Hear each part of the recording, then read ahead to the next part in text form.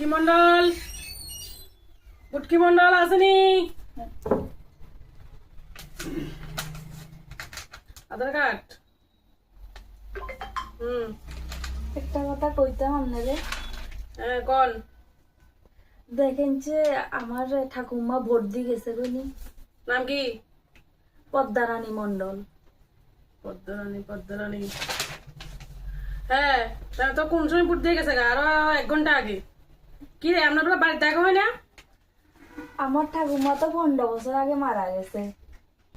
গেছে বছর পঞ্চায়েত ইলেকশনে আইছে, ঠাম্মা ভোট দিয়ে গেছে কই দেখা হয় না।